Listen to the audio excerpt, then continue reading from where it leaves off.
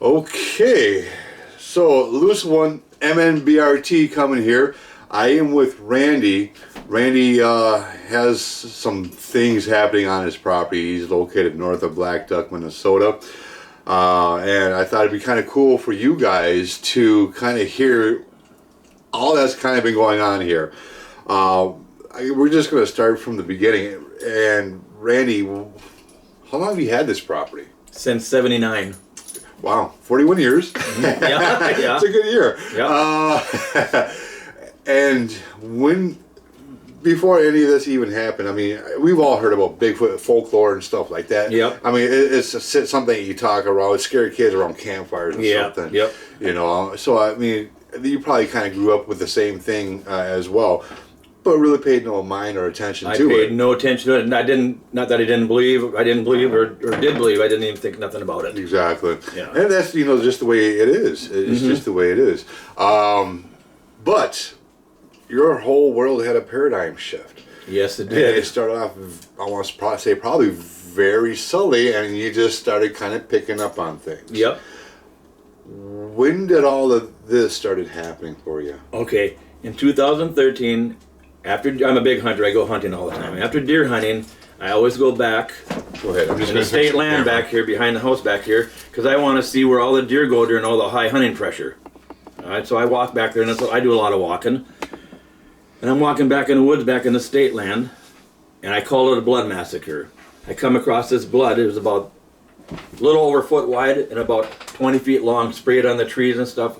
And it was a little bit of snow on the ground. There's like a dusting of snow. But I could see where 3 deer beds were. A bed, and a bed, right close together. Something killed 3 deer in a bed and left nothing but hair. Wasn't a drag mark. There wasn't a bone. There wasn't a hide, a foot, nothing. And I thought, oh my God, a pack of wolves back here, or a cougar, because I've seen cougar here before. And I got no gun with me or nothing, so I kind of got weirded out on that one. So I went back home, and I play in a band. We're on the road. We don't play in Minnesota too much, more Wyoming, Nevada, and all that. But I noticed at the end of, after that time, till December, I didn't see any deer tracks back in the woods. Not a one. I told my wife, this is weird. There's no deer back here. And then we left. We come back from Nevada in February of 2013, and it was going to be 40 below that night. And the snow was past my knees, and I still like to walk the woods and stuff. So I took the snowmobile back behind on the state land, rode some of those old logging trails, because I knew it would freeze that night. And so on Sunday, I walked around there, and I'm coming around a corner. I come across these tracks, and I'm looking at them, and still, I'm not in the old Sasquatch stuff. I don't think about it, but what are these tracks? They were 18 inches long. They're a 6 to 7 foot stride, but they were in line. They stepped across the Cormorant River back here. That's the Cormorant River.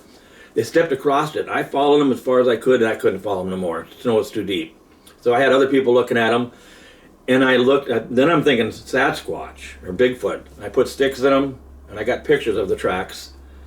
And I got a hold of, I looked up Minnesota Bigfoot, Sasquatch, and I found the SRA.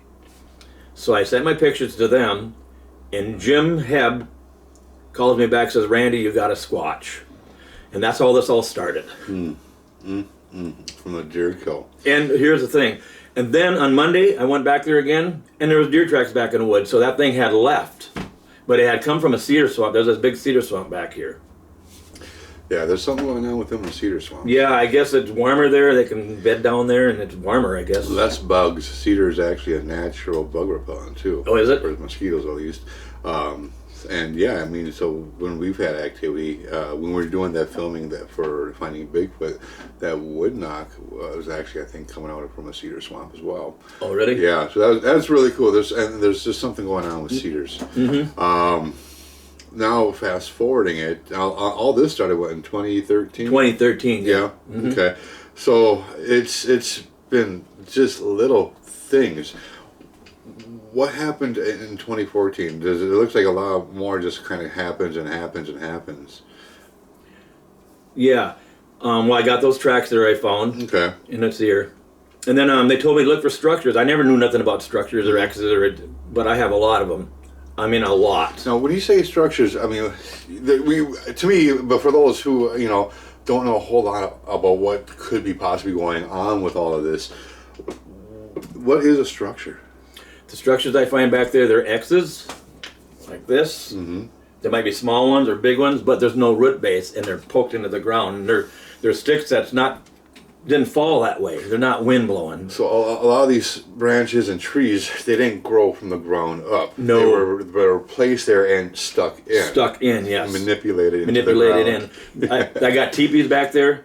You can tell they're intertwined at the top. They look like a teepee, but they're not. I don't know what they mean. I have A's. It looks like an A or an X or a triangle. And then what I've noticed, they always add sticks to them, but it's always on the right side. I don't know what that means, and then they told me to do some gifting, which I never did. So I took my 4-wheeler way back there with an aluminum ladder, so I could put 6 apples up in the popple trees there, but I cut them in half, and they were gone every day. I put them in popple trees so I could see if a bear scratched up there, and deer couldn't reach them. They were way too high. Okay. They were gone every day. I don't think no raccoons went up there. There was no scratches in the trees. But then they told me to do some stuffed animals, so I tried that, and all my activity stopped. Now that's happened this year too. I tried the stuffed animals again, and it all stops.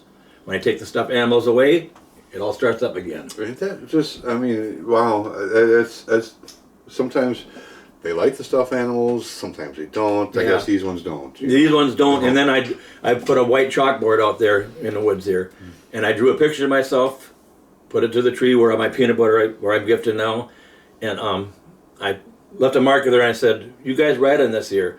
All my activity stopped. So this is my Randy's theory, and I could be totally wrong. It seems like when I put stuff out in the woods with my gifting areas and it got eyes, it stops. You know, and I might be wrong there, but that's what I'm experiencing. You know, and from me doing this for 20 years, and not just me, but other people, and we get the equipment. We put a lot of money into the equipment and just traveling. We're buying tree cameras and stuff like that. You've also put out tree cameras. Yep. In my 20 years, in implementing with tree cameras and playing around with them, I've never got a good picture of a Bigfoot. And you know, I put them up in areas where they are at. You also put them up around your area as well. Have you had any luck or anything like that come from tree cameras? No, I haven't had no luck. This year, it started May 18th. I've gone through 100 jars of peanut butter. I go out there twice a day to my gifting area. They're always gone. 100 jars? 100 jars. They take the lids off. The lids are on. I pounded 2 nails in an oak tree, set the peanut butter jar like this. The lids are taken off, and if it's a red lid, all the red lids are put together. The greens are put together, the blues are put together. I don't do that. They do that. And then the jars are gone. They'll be totally clean. Now, I should have brought some in here. I found jars that bear have taken, and they're all chewed up. The Sasquatch jars that I'm assuming, they're totally perfect. And the lids are put back on. You know, you should go grab a couple. They move my letters all the time. They move dice all the time and change them. I put them one way. I got before and after pictures. They change them. Now, they've stopped taking my apples for some reason. I don't know why. Squirrels are eating them. So, This is what bear do to peanut butter jars. Like that. This is what I'm assuming it's a Sasquatch, what they do. And they put the lids back on. They're perfect. Bear can't put lids back on. Bear can't take lids off. right, yeah. And it's perfect clean in there. You know, and there's no bite marks around these ones. And yes, we're handling them. These have already been handled. Yep. I got some in the freezer that I didn't handle. It's wrapped up. So, I mean, you can definitely see the difference. You chew it almost like a dog got to it. Yep. Big time.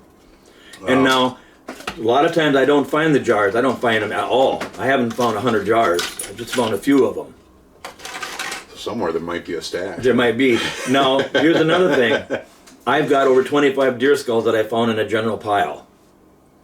And there's no... When a deer drops its horns, squirrels and porcupines, they eat those horns of its protein. All my skulls have not any chew marks on them, and they're perfect condition. Well, that's weird. Mm-hmm. Yeah, that's not no wolf or anything doing that. You know, and usually when you see a deer kill, if it is done by a coyote or even a wolf, the bones, you're going to find bite marks and stuff. Bite marks. A couple years ago, my niece said she shot at a deer and she missed it. Well, then a few days later, I'm walking back to where she was hunting, and I found it. The wolves that got to it, it was scattered all over, bones all over, chewed on there. It was a big total mess. What I find every spring when I start researching again after I'm come back from the winter job, I find massive hair. It's like it's been plucked out. There's not a bone. There's not nothing. Just hair. Not a tail. Not a leg or anything. Just hair. Sometimes it's 2 or 3 deer. You should see. It looks like snow. It's so much hair. Now and I've seen these pictures Yep. that with these deer kills, and the hair is strawn all over the place. No, I could talk for 2 days straight of all my activity. I got so much activity, but I'll just make it short. In my opinion, I think they understand me, but I could be wrong because I ask for specific things, specific gifts, and I get them. And I know it's weird. It's out there. The other day, I asked, I said, you guys, that's what I say, you guys have not given me a skull lately. And can I get another skull from you? So, next day, I'm walking back where I had just walked the day before, and guess what? There's a skull there. You want to get it? Oh, yeah, I'll grab it. Yeah. Right over there. And no, that's not a coincidence. It can't be a coincidence. And I got a few more things I can tell you why I think they understand me. That. Now I have lots of these they give to me. They give me Y sticks all the time. How many skulls have they given you? 25. I got they're out there on my yard. Okay. Now Y sticks, I have lots of Y sticks they've given to me, and it's not Y sticks that I just find in the woods. And what it is I'll walk to my gifting area, and I'll come back on the High Line where I walk all the time, and there'll be a Y stick laying there. Well, it wasn't there before. It's not windy. So, in my opinion, and I could be wrong, I'm thinking that's a gift to me, so I take it. So, and for those who don't know what he means by a Y stick, it's a stick that just kind of looks like a Y. And this is a real bigger one, and here's just a smaller one. Now, I got to tell you something about this one. About 3 weeks ago, I go out to my area, and I come back. I'm by myself. Nobody's home. And we don't have neighbors coming over here saying, I'm going to see if I can get Randy. No, that's not happening. This was on my door, leaning against my front door. The wind didn't blow it there. There's no way. It's part of a birch tree. And we have a birch tree out here. I thought it was a red willow, but I've been corrected. It's not. You got quite a few of these. Yeah, I do. I have lots of them. So, a friend of mine told me to put a camera out there again on my area. So I did, and I was told, hey, can you please give us a picture? It'll only be for me and my friend, and we won't show it to nobody. But then I said, if you don't want me to ever have cameras on these gifting areas ever again, you got to give me a sign that I know for sure. So I said that, and I left. Next morning I come there, there's not a branch, there's a tree that's shaped like a Y, about that big around, laying on my camera. Well, that's not a coincidence. So the other day, I'm sitting back in my little chair, back in the woods where I have dice that they move all the time. And I said, can you give me another sign that you understand me? Because I'm constantly testing them. I said, over in my peanut butter area, give me another Y stick, or take one of the structures. There's ground structures there too that look like X's and triangles and A's. I said, take one of the structures and totally move it for me. Then I know you understand me. I come back the next morning, and they took a structure like it was glued together and totally moved it, and I got little red things in the middle of it from a weed eater, and they move them all the time. Everything was totally moved. Now I have to walk over it. I didn't have to walk over it before. So the little red things that I think you're referring to are coming out the other end to actually cut the grass and the weeds, the hard vinyl plastic there. Yes. Somebody, I seen a question here about hair. You collected hair. Oh, I have lots of hair. My freezer's full of hair. And I think this is Randy's theory again. I think on the Highline pole, I get it off the Highline pole. Sometimes it's 8-9 feet up. It's reddish brown. I've seen a reddish brown one. I've seen a black one, and I've seen another one. It's a whole nother story, I'll tell you. But I got hair that's 10 to 12 inches long, like that, reddish brown. I've had some of the hair analyzed, not DNA'd, but the microscope and all that stuff. It's Sasquatch hair, they're telling me. Yeah, I have lots of hair, lots. So, and my friend, she actually talked about DNA, and one of the guys that I would send samples to, he's the one that introduced me to Randy. He turned me on to Randy earlier this spring, and then COVID hit, and then we were supposed to actually come up here this spring and talk and do all of this, but now here we are. So it is what it is, and Yep. I'm talking about my friend, our friend, I guess you say. I've known for years. He's been a guest on my radio show when I was doing MN.B.R.T. radio. He is the producer of Monster Quest. We're talking about Doug Hychek. Yep. He was also the MC for the very first ever Minnesota Bigfoot conference. Great friend. I would also submit and stuff to Doug. However, I would also try to spread some of that out there as well. Now, when you go down to collection of these areas, I mean, as a researcher coming from our point of view, we kind of have to treat it like a crime scene. Yep. You do. Yep. You know, we can't just kind of go over there. We got to be very articulate as far as when it comes down to, like say, if I came across this and noticed that this was, right away I'd want to put on gloves and stuff like that, get some tweezers out, get something to collect that with and try to preserve it without getting our DNA. I agree with you 100%. Yep. Do you have that type of equipment to do so when in collecting and retrieving possible evidence? Yeah, I got rubber gloves and sterilized tweezers. When I get the hair, I see it in the Highline folder. I don't touch it. I look at it and I come back, sterilize my tweezers, rubber gloves. I put it in paper toweling, put it in an envelope, put it in the freezer. I date it. I must have 30 envelopes full of hair. Okay. I even got hair with fat on it. Oh, fat like a root ball? Yeah, like a root ball. Yep. I got them out of a tree break. There was 2 tree breaks. One facing that way, one facing that way. And I look up there, there's hair up there. So I went back, got tweezers, and dug it out there and put it in an envelope. It got that 2 years ago. Okay, I'm sure everybody wants to hear my sightings. I have Class A sightings. Class A sightings, not in the woods, not 10 years ago, last year and this year twice. Okay, last year at June 28th, I'll just tell you my whole story. I washed my pickup up. I got to go down to Minneapolis to play with the band Boogie Wonderland at the festival, one of the festivals down there. And so I didn't want to drive down my muddy driveway, so I said, I'll just drive down the High Line, because we got another approach down at the end of the 40 acres there. So I get halfway down there. On the next 40 acres, I see something. It looks out of place, and it's standing on the edge of the woods, kind of an opening behind some little popple saplings, about 4 of them, that big around. And I think, wow, I don't remember a pine tree falling down and dying, because if a pine tree falls down and dies, it eventually turns reddish brown. I said, I don't know, that's not it. Then I said, well, that thing is wide. It's like that wide, like you can't even see it, it's so wide. And I thought, was that a 4-wheeler? That looks weird. What is that? I'm talking to myself. So I get out of the pickup, of course, no camera, no phone. I start walking to it. And after all my encounter was done, I have a rangefinder, so I know how far it was and all that stuff. So anyways, I start walking to it. I get 80 yards from it, and it stands up. And the popple saplings that stood up behind, they were 8 feet tall because I measured them. This thing was a foot taller than that. This was 9 feet tall. It was brownish red, auburn colored. And we are looking at each other. And this is the first time I seen one. I knew they were real, but I had never seen one. I said, oh my God, I'm excited. Those things are real, but I was not scared, not one bit. I keep walking to it. I get 75 yards from it, and I don't know why I did this. I went down like this, looked up, and it's gone. Just like that. I don't know how it was gone, but it was gone.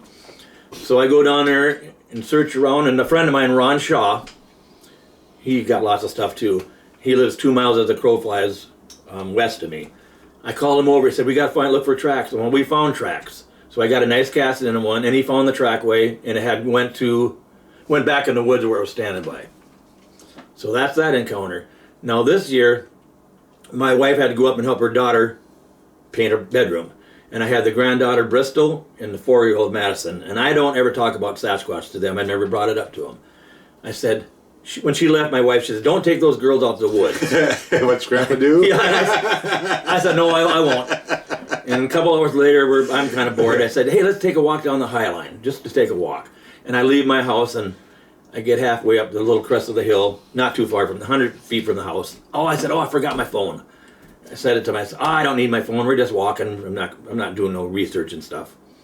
So we started walking, and I get halfway down, 40 acres is a quarter mile long. I get halfway down that, and on the next 40 acres by a highline pole, I see something black, and it's about 4 feet from it, and on the highline poles, there's a black plastic wrap. and it's 10 feet up. And that's there so the porcupines, raccoons can't crawl up there and chew on the wires. They can't get past that. And this thing, when I was looking at, was even with that. This was 10 feet tall. I'm looking at it, and I say again, well, God, I don't remember a tree there, black old tree. And I say, of course there's not no tree there. They cleared the highland years ago. So I say to myself, whatever it is, I'm not taking my eyes off it. And I get almost down on the end of the 40 acres, and I know it's a Sasquatch. It's a big one. It's a 10-footer. And what do? I turn around instead of looking straight ahead and say, girls, get up by me. I turn around and say, girls, get up by me. And when I did that and looked back, it was gone. But the 9-year-old, I did not realize she was watching it. And she says, Grandpa, I just seen a tall, hairy, black giant walk in the woods. I said, Bristol, you just seen a Sasquatch. Then I asked her, when we got home, she was scared. The little one, she didn't see it. When we got home, I said, how did it walk? And I've never talked about no Patterson-Gimlin thing, but here's what she did. Let's see if you can see me. Okay. How did it walk when it went in the woods? She said it went like this, and it swung its arms. It had a human face. It was no bear. Bear don't walk like that. They don't have long arms. So, God, I asked her to draw it for me. I don't have a picture of it, do I? So she drew it for me. She's not an artist, but she drew the arms real long. That's what she had in her head. So I have another sighting, and I got a witness on this one again, but this is a weird one. Should I tell him? This happened? This happened about 3 weeks ago. Okay. Okay, this is a weird one. I can't explain it. But me and another guy from the SRA were sitting back in the woods in one of my deer stands, way back in the woods on the state land. And we put a thing of peanut butter and a couple apples up where this AX thing is at, in my old gifting area. He put a camera up there, brand new batteries, brand new camera, brand new SD card, all brand new. We're sitting in my deer stand. In fact, we can't even hardly fit in there. And about 11 o'clock, and we're in the woods, we're not in no field or nothing. About 11 o'clock, I'm looking at this rectangular light about 50 yards into the woods, and it's tall. It's wide and tall. I'm looking at it. I don't say nothing to John. And I'll take my glasses off, rub my eyes, because it's kind of moving and like shimmering, but it's still rectangular. And I rub my eyes. Am I seeing a light over there? That's weird. I'm looking at it, and finally I say to John, John, you see that light? He says, yeah, I've been watching it too. Now here's where it gets weird. All of a sudden, 2 round balls break off from it, and we can hear footsteps, and they're walking and they're walking over to our gifting area. And God, we're excited, but we got our thermal and all that stuff, and we didn't have them on because we want the battery. We can't get them on fast enough. So it goes over to our gifting area. But here's where it gets really weird. It comes back, the 2 balls, and this time I see the head, the red eyes, the head, cone head, the wide shoulders, and it goes over that rectangular area, and then it's gone. So we stay there till about 4 in the morning, and nothing else happens. And the next day I walk back in there to get the camera because I'm excited to see what happens. All the stuff is gone, and guess what? The batteries are drained dry. SD card, there's not any picture of nothing. Not even when we set the camera up and nothing. Completely wiped. Completely wiped out. Completely. So, there you go. That's that. Okay, here's my theory. Now, again, I keep saying it because I don't know. I know a lot about Sasquatch and Bigfoot from my experiences, but I don't know nothing. I don't know nothing about them. But I think when they're on the earthly plane, they are flesh and blood because I got hair, I got tracks, they make noises and all that. But in my opinion, and I could be wrong, if you think they're just flesh and blood, you can't explain nothing. If you think they can do more than that, they're on the other side of weird stuff, it explains a lot. And I got a lot of stuff that you can't explain. A lot. And they move my stuff every day. Every day my dice are moved a little bit. I think they move it just a little bit to see if I notice it. But of course I do, because I take before pictures and after pictures. And I go out there twice a day, about 8 in the morning and about 6 o'clock. And I'll sit on my little chair by my dice and talk a little bit. Even though I feel like a fool talking to the woods, I still do. What else you want me to tell you? I can keep on going. Well, and I don't know where to stop at. No, I mean, that's fine. That's totally fine. I mean, I too felt like kind of when I started going down to my friends down in Iowa that had an habituation, and this is kind of exactly what you got going on is an habituation too. From what you've told me and from what I she's told me down in Iowa when she used to live that property as well, the lights and the stuff like that. You know, she's witnessed that. Goosebumps. Yeah. She's witnessed that too, and you know, if there's some type of a correlation. Yeah. Okay, here's a couple other things I can tell you. They leave white stuff. Okay, I had one camera I put out there and they twisted it, and it got white fingerprints all over it, and it doesn't come off. Now, people used to think that white stuff was dust. Well, it's not dust because it doesn't come off. It's like etched into my camera. Which is really weird. Yeah, and I don't have my camera here right now. I'd show it to you. And they've done it twice now. And after a while, it kind of fades away, but it's still on my camera. So, and I had no pictures of what did it again. Yeah. What the fly? And so, we're up here, and we're going to keep on coming up here and working with Randy and with Doug Hycheck. Randy, why did you contact us? Why did you want us to come up here? Because I got all this stuff going, and I know what I got going on, but it's just me doing it. I wanted some other people that know a lot about this to validate my stuff. That's why. Okay. That's exactly why. Because I'm not having somebody come here, see how well is Randy right or not. Well, I know I'm right because I see him, but just some other people to have the same experiences I'm having. You know what I'm trying to say? Yeah, I mean, you've had the SRA here. Yes. And then how did you find us? How did you hear about us? Just kind of out of curiosity. I know. Was it because you guys were having that conference and I looked you up? Yeah. Okay. I got something else to tell you. I think we were talking before the conference. Yeah, we were. That spring. I think me just searching on that. Okay. I know how I did. I looked up Minnesota Bigfoot and looking on YouTube different things, and I seen that right there. That's how I did. There we go. There we go. Yep. Anyways, I got something to tell you. The SRA came here last weekend, and they had 2 tents on the southeast corner, 2 tents on the northeast corner, and 2 tents in the middle on one of my little trails there, but nothing in the woods. And a couple days before that, here's what I actually said. I said, I got some friends coming here. They're researchers. They just want to look at your stuff you make and all that, and they're harmless. They're good guys. But I said, I want you guys to scare the hell out of them, but don't hurt them. I said a bunch of different times. Guess what happened? They did. And then I call him the book writer.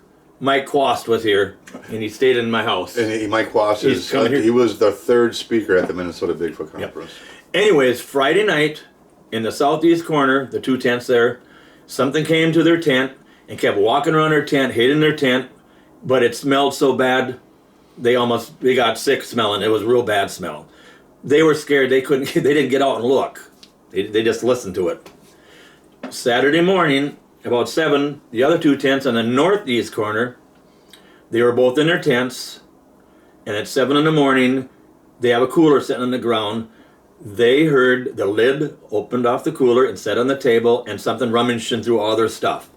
When they got up about 8, the one tent guy said to the other guy, "Hey, did you make your breakfast already?" And he said, "No, I thought you made breakfast." Well, they never had both got out of their tents. Something else did that. It takes fingers to open the lid up and then set it down on a table. A bear wouldn't do that. Okay. And then Saturday afternoon, we're walking. I'm taking the SRA guys way back in the state land where there's a lot of, I'll say, weirdness happening. And one of the guys, he's a biologist guy. Him and his son are about 100 feet back from us, and we're away from him, but we're all walking. We don't realize that he feels that he's being watched and followed. And we don't realize that, and he's getting these bad smells. Well, all of a sudden, these 2 ravens start squawking, and I tell the other guys, "Listen, I can make the sound of a raven." Caw! There you go. And so whatever that was, that it was a Bigfoot. It got up and walked away, and he's seen it. It was right by him. So he's seen the thing. He's seen it. So now I got to pick the black one. Apart. It was about probably the 10-footer. When you say right by him, what kind of a distance? Like 15 feet. So it was right by him. Yeah. Yep. So what he said to me, "Randy, I do believe the stuff you have here," but he says, "I believe." That's what he said. Okay. So Saturday night, me and 2 guys go back in the state land, but not to set in no deer stand or nothing, just set on there's a fence line back there, just to sit there. They wanted to go back there, so I go with them. and about 11 o'clock we hear a whoop sound. It's really weird. And then the coyotes start going at it. And after that all calms down, this is weird. We hear like something trying to make an elk bugle call. We don't know. We don't have elk here. No. And then the coyotes go wild again. But we listen to that, and about midnight we go back. But those guys, the SRA guys, the rest of them were sitting around my little campfire back in the woods there. And every once in a while, a couple guys would break off and walk around the 40 acres. Well, 2 guys were walking, and the Sasquatch, one of them went in front of them. They said they almost threw up again. The smell was so bad. They couldn't get the thermal on fast enough. Again, the usual thing, you know, never get pictures of it. So, then, at 4 in the morning, the other 2 tents, now they haven't had nothing happen to them. But they really got scared. Something walked up to their tent. They could hear the footsteps and brushing against their tent, circling around it, but it had wings flapping. They're thinking that maybe it caught a grouse and holding the grouse. But I have a different opinion on that. But it did that, they got scared. But now Mike, about 3 in the morning, he's in the trailer house in my yard there, and there's no electricity to it, so he's using a flashlight. Something brushed by it with their fingertips. And it's got 7 fingertip marks on it. You can see them right down the fingernails. I think it took 2 hands, yeah, I did that. But here's the thing. I got a bunch of junk there, an old organ and a bunch of crap there. I had to reach across to do that, and the first finger starts at 6 foot up, so it's big. So everybody got something happen to them. Yeah. Nobody got hurt, but they got scared. They got scared. You know, and we kind of picked this apart last night. We know that there's or we think we know, I should say, that there's a possible correlation with wolves and coyotes and Sasquatch. And we were talking about how certain birds are like the alarm, like blue jays. When we're in the woods and you hear the blue jays setting off and going off, they're alarming other creatures by their squawking, so to speak. Could that be the same thing with a raven? Yep. And you had a couple instances with ravens. I do. Last week, 2 incidences, which makes me think that when that Bigfoot was walking around the last guy's tents and the wings were flapping, I think that was a raven. Maybe it's sitting on his shoulder or whatever, because here's my theory. Last week I'm walking on the High Line, and I just get to the crest of the hill there before I even really start, and on the next 40 acres I see a raven flying right down the middle on the path where I would walk, right above the High Line poles. It's flying low, and it flies right to me, and it hovers, it looks at me, and it flies off. Well, I thought that's kind of strange. And then on Sunday, when the SRA guys were leaving, me and Mike walked down where the biologist, this guy, seen Bigfoot crossed in front of him. And I go in the woods a little bit. Of course, I don't see nothing in there. And we come back, and then we go look at the side of the trailer house where the finger streaks are at. And then we go sit and stand in front of my pickup in the yard there. And all of a sudden, from where we had just came from, where that Sasquatch was seen, a raven flies right above the treetops, and it flies lower, comes in my yard, flies right to me and Mike, hovers for a little bit, looks at us, and then turns around and flies back where it just came from. Well, that's weird as heck. Why would it do that? I don't understand it. Coincidence? Who knows? Yeah, and then there'll be times I'm way back in the state land there'll be these 2 ravens, they keep circling me. I don't know why, they keep circling me. You sure they're not vultures? No. yeah, no. So that's my theory on the ravens, and I could be wrong. Maybe it was a grouse the thing caught and it was holding it. But here's the thing. I look for feathers. You think if they caught a grouse and it's flapping its wings hard, there'd be some little feathers here and there. I didn't find one feather. Not one. Speaking of feathers. Okay, here's another thing. Doug Highcheck is the guy that I'm pretty much referring to. He asked me to do all these different little tests. So I sat back in my little chair last week and I said, can you guys give me, instead of a Y stick, a feather? And I asked for a feather. And so I left. Sure. Yep. I left and I come back the next morning, like I always do, and I sat in my little chair and I said, you know what? You guys never gave me a feather yet. I would like a feather, because I'm gifting you all the time. Can I get a feather? And I left and went out the way I walked in, and guess what? There was a feather laying there. This little thing here. Can you see it? Right there. It wasn't there when I walked in, and where my little dice chair is only like 15 feet into the woods from where I come into at, and that was laying there. So I don't know what kind of feather it is. I don't know. Looks like a down feather. It looks like a pillow. But I guess is the question. Yeah, I don't bring pillows out there. Yeah. And here's the thing. Doesn't matter what kind of feather it wasn't there when I walked in, and when I walked out after it was there. You've also had some other things happen, like on trails that branches and trees like come down after you've gone through and came back. Yep. You know, like roadblocks, I guess we could say. Yeah. One time I'm walking back in there. This is probably when I was just getting into this stuff. And I come back the same way I did after I put some apples up. And there was a popple stick, maybe 4 or 5 feet long, about that big around. It laid right where I just walked, and it had a big oily handprint on it. Yeah. Okay, here's another thing. I've had lots of times I'm walking back in the woods, and I got this skunk smell. Strong. But then it goes. So it ain't no skunk spraying, because it wouldn't just leave like that. And then the other day I'm walking back in my gifting area, they're just walking past it, back in the woods, and I see these fresh peanut butter jars that have been cleaned out. They look like this or like this. I pick them up. I put them usually I carry an gallon ice cream pail with my apples and stuff in it. It's easy to carry. I put them jars in my pail, and I'm walking. All of a sudden I get the worst smell, like I could throw up, wet dog, rotten meat, bad smell. And I think, oh my God, there's a Sasquatch here. So I stop. I'm in silence. I don't see nothing. I take off walking, and I still smell it. I say to myself, it's following me. And for some reason, I don't know, I went like this. It pails in my hand here. I go like this here, or something like that. And I smell it really strong. I mean, you lifted up your arm? Yep, and I thought, what the hell? Oh, no, not there. Sorry. That was a cookie. Anyways, guess what? That rotten smell is on those peanut butter jars. So that was a really breakthrough for Doug Highcheck. They've been wanting that smell captured for a long time. So I got the jars wrapped up, sealed and stuff. They're in my freezer. When my wife come home, she's going to be mad at all this Sasquatch stuff I got in the freezer. She's not home right now. You need to get your own freezer for all of this Yeah, I stuff. do, yeah. Yep. Oh my gosh. But like I said, I got so much stuff going on here. I think I know about it, but I don't know nothing. I could be totally wrong. Just my theories. Yeah. My theories only come from my experiences.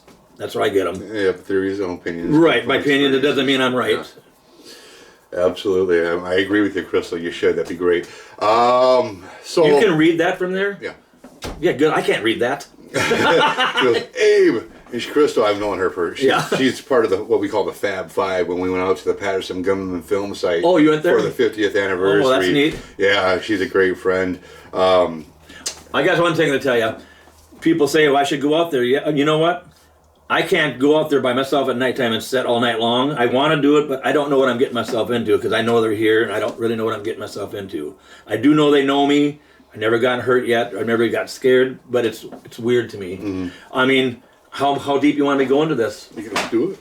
You want me to tell them about my house stuff? Yeah. They come in my house. This is just the tip of the iceberg. I mean, there's just so much. Yeah, I got somebody writing a book about my area right now. This is just a little bit of outline part of it right here. So I've got this here kind of look. I got so much happening I kind of skip around sometimes. Okay, here goes. A couple weeks ago, maybe a month ago, they had a rodeo in Bemidji. So me and the 2 granddaughters went in the morning, Friday morning, to help put up banners and stuff because my daughter and granddaughter are big in the rodeo thing. So we go there. And we leave about 1 o'clock. We come back home because the rodeo don't start till 7. We're got nowhere to hang around a horse trailer all day long. And about 4 o'clock or so, we have some ice cream bars. And I tell the girls, hurry up, eat those ice cream bars. We got to go. So we did. I got the sticks and the paper, threw them in the garbage. We leave. I lock the house. I always lock the house. We go. And about 9 o'clock, the rodeo's done. The promoter asked me if I could take his big truck and big trailer and come and get 25 bills and bring back in the morning because it rained really bad that evening and all this hay got wet for the stock, the bulls and all that. So I said, yeah, I'll do that. And I left my pickup with my daughter, Rachel. And we get here and I said, oh my God, Rachel's got my keys and my house keys. My door's locked. I can't get in the house. And it was locked. So I find a pry bar and I was able to kind of kick the door in and pry it open. I got in. I have a laptop computer with me. Dark enough, I set it on the table right here. I go turn the lights on, I come back to it and said, what the heck? There's ice cream bar all over my computer, all over. Something come in the house, got in the house, went in the freezer, took an ice cream bar, opened it up, laid it there, it melted all over. But here's the thing, the stick wasn't in the paper, the stick was over here. And it's gonna get weirder. I clean all that mess up, we got to get up really early in the morning, so we all go to bed. I go into my bedroom, and I crawl into bed, and something peed in my bed, all the way down to the mattress. I had to take everything off and wash them. I had no covers or nothing. That's one incident. And it smelled like horse piss, horse pee. I guess I should talk nice. Horse pee, buck scent, doe scent, horse barn. It was awful smelling. Okay, a few days later, I go to bed. I take my pants and stuff and throw them up kind of like on a dresser thing. They're up in the air. I have a dog, a golden retriever. She does not pee in the house. Never does. She lets me know when she's got to go out. And I always take her out before she goes. And I lock my door. I lock my bedroom door, which is around the corner here. I always lock it. I've always done that, even before the Sasquatch stuff. I get up in the morning, grab my pants off the dresser thing to put them on. And I do remember this. The dog was barking viciously, growling and barking. But it's like I'm in some kind of trance. I hear it, but I don't move. I can't move. I don't know why. I don't look around. I don't do nothing. I just lay there. Eventually I doze off, I guess. I go to put my pants on. They are totally soaking wet with that pee smell again. It's bad. So I did what you should, any researcher would do. When the dog went to the bathroom, I got down and smelled her bathroom pee. And it's not even, it smelled clean. It's not like this. This is awful. So we got that incident. And then it happened again. Just last week, doors are locked. I get woke up, the dog growling and barking really bad, and I can't move again. But this time, my door handle is turning. I can hear it turning back and forth like that there. And I doze off, but I forgot to tell you, the second time when it peed on my pants, my house door was unlocked and my bedroom door was unlocked. I don't know how that happened. And then it happened again, just the other day. We went up to my research area, did my stuff, me and a 9-year-old granddaughter. I always put the dog in a kennel, a little kennel. I don't take her out there at all. We came home here after 40 minutes or so. I told Bristol, go let the dog out. She comes back, I can't. I said, what do you mean you can't? The bedroom door's locked. Well, the bedroom door can't lock by itself. So I had that incident. Now, when the SRA guys were here, I forgot to tell you this. Something happened to me too. When we came home that afternoon, peanut butter jars are outside on the deck out there. They were right in front of my house, my door there. One was facing this way, one was facing this way. That's like that. Well, that doesn't happen. That's up. And I got a glass butter dish. And I had a stick of butter in it. Something took the glass cover off, laid it to the side, and took that stick of butter and stuck it on my refrigerator. So, Abe will be right back. We're just letting the book writer just got here.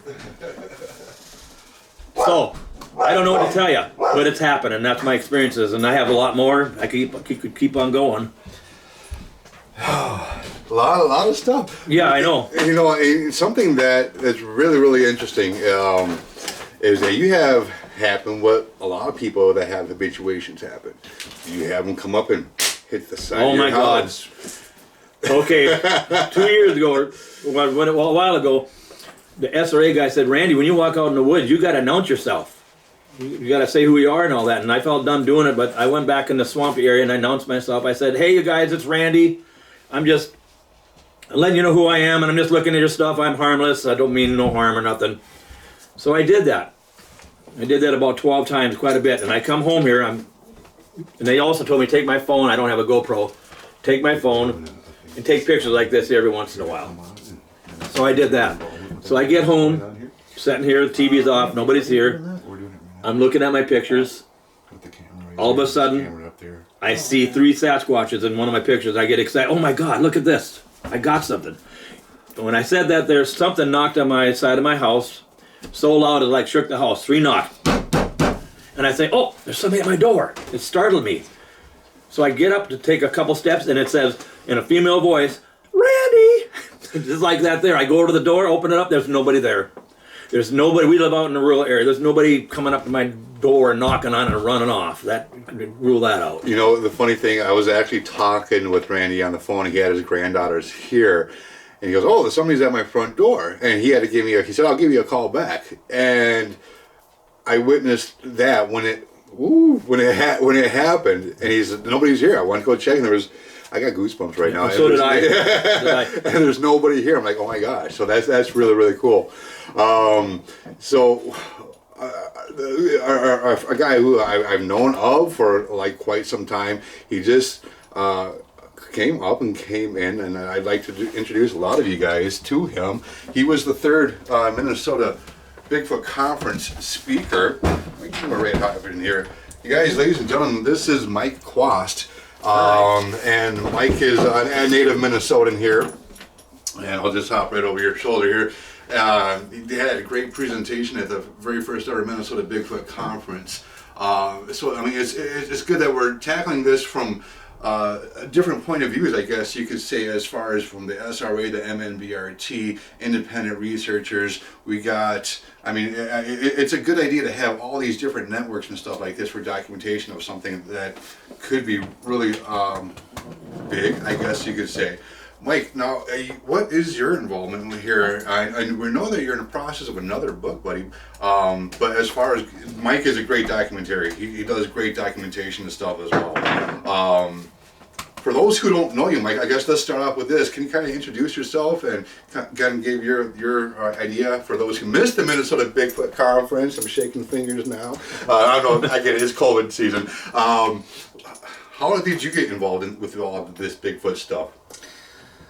Well, I had a sighting myself a long time ago in 1976 when I was 8 years old at a place called Strawberry Lake in Becker County. And all my life I'd been just kind of naturally interested in all kinds of paranormal subjects to begin with, including cryptozoology, but having my own sighting really kind of cemented it for me, and just started reading everything I could get my hands on the subject. And as soon as I was out of high school, I started traveling around the state and collecting stories and interviewing witnesses, and just have been a researcher ever since then. It's been over 30 years now. That's awesome. And he's compiled, I don't mean to cut you off, but he's authored a few books of Bigfoot here in Minnesota. And what are the titles of them for people who might want to get a hold of you? And why don't you throw that out there too, so they can do so if they choose to? This one called The Sasquatch in Minnesota. That's from way back in 1996. And then finally last year I put another one together called Bigfoot Chronicle. The whole point of that was I had an idea to compile every Bigfoot report from Minnesota from every researcher, from every source that I could find, all together into one database, and I envisioned that as being the appendix to a book. So I did the appendix first, and I finally got that compiled, almost 700 reports in all. And then I finally realized, oh God, I guess I got to write a book now to go with this. So took a few more months to put that together, and I finally published that last year. And now I'm working on a new one. I don't know what it's going to be called yet, but it's going to be about Randy's case here. Because this is only the second time in over 30 years of researching that I have found a case like this with just recurring activity on one piece of private property. The first one was way back in the early 90s, starting in 1990 and lasting for a few years in Clearwater County, which I had passed through on my way up here from where I live in Moorhead. There was a man named Ed Trimble, old retired tracker and trapper. He was 76 years old when I met him, and he was referred to me by the DNR when he reported to them that he was finding Bigfoot tracks on his property. And so he wrote to me, and I drove up and met him, and we kind of struck up a friendship, and I knew him for a few years. And he had all kinds of recurring activity on his place, but he never had any sightings. He was mainly just finding tracks and hearing sounds. It was nothing like what's going on here. This is definitely the most intense case that I've ever seen. Mm-hmm. Yeah, the thing about my area, it's not that, 8 years ago I had something. I have something every day. It's going, and here's something, I don't know if you can see it. I got tracks last year in the spring, and they start in the middle of nowhere, they end. How did they start, how did they end? But you can see them, they're in line. I don't know if you can see them on the phone. Would they be able to see that? And that's not my first tracks. That's just from last year. There's no way they didn't jump in a tree. I just don't know how I couldn't explain it. And this is where we're going to go today. I'm going to take these guys back there. But I did tell them, this morning and said, give Abe and those guys and his brother there some experiences he'll never forget. So I don't know. I'm joking about it. But. It's funny that you say that because the woman down in Iowa has always says that she would want to see or hear a Sasquatch just pick me up and give me a big old smooch like Bugs Bunny. Yeah. Yep. So that would be funny. It would be. Yes. Yeah. So, Yep. If the signal is good enough, we're going to be going in and out live here. I got the Sony 4K Handycam recording right now as well. We also have a couple of things. We have the video sunglasses that we're going to be wearing as well. Neat. Yeah. We got to have the gloves, and then I got my evidence collection kit. We got the fingerprint dusting kit. We got the squat sticks, the black powder to lift, the latent fingerprint lifting kit. I got. We'll bring that up here. Scotch tape. Just some different things we want to try to implement. Little party things that you can pick up at Walmart, different color, kind of shiny things I'm going to leave out there. I thought it'd be kind of cool to walk around with a flute and blow it while we're out in the field. And hopefully we could get some evidence as far as saliva or something like that if they do pick this up. But also what I was thinking of is kind of wrapping the tape, the sticky part on the outside, and hopefully pulling prints off that way as well. Another thing, these clear little things I've seen as well. These would be great. Of course, we're going to wash all these down, but for collecting fingerprints and dusting that and stuff like that as well. Leaving them a little treat. I'm surprised these survived through the night, but chocolate is really something that kind of get on your fingerprints, and if we place it in there, or a couple even on this plate that we're going to wash down and implement out in the field, and hopefully they can handle that, and we can pull off some prints and get a database, a good solid database going of possible Sasquatch fingerprints, and get those down into the experts, have them analyzed and stuff like that. Besides what he has already in his freezer as far as possible hair that is yet to be, it has been looked at by a couple of people, and the strands that you have submitted. Come back Sasquatch. And when you say Sasquatch, do they tell you how it looked under a microscope or anything Well, like that? that was, yes, they did. No, I just asked Doug and he said, you got Sasquatch hair. Okay, so I didn't get down to the nitty-gritty. No, I did not. I didn't ask him that. So, to a research, when it comes down to you got Sasquatch hair, that tells me that it could have very faint or the absence of medulla, which is that core that's in the center. Yeah, yep. And I do remember Doug saying you can almost see through it. Okay, very kind of transparent, which is, that would be, okay. Now to sum this quick up here, people are gonna, I don't know if you're asking me this, I've had rocks thrown at me, I've had knocking at me, I've had the screeching sounds at me, I've had the smells at me, so I've had all that stuff. Excellent. Yeah. Besides the four, we got the thermal, we got the FLIR, we got a zoom, he's got a zoom. I don't know if but this zoom has a pre-record, so if I'm not recording, and cool little my zoom. Yeah, look at my, he's got the 6 channel, I got the 4, no. Oh, look at this here. See if you can see this recorder there, see that? I had that back in the woods there, all the bite marks on it. But here's what's weird about it. I had peanut butter about a quarter mile away from there.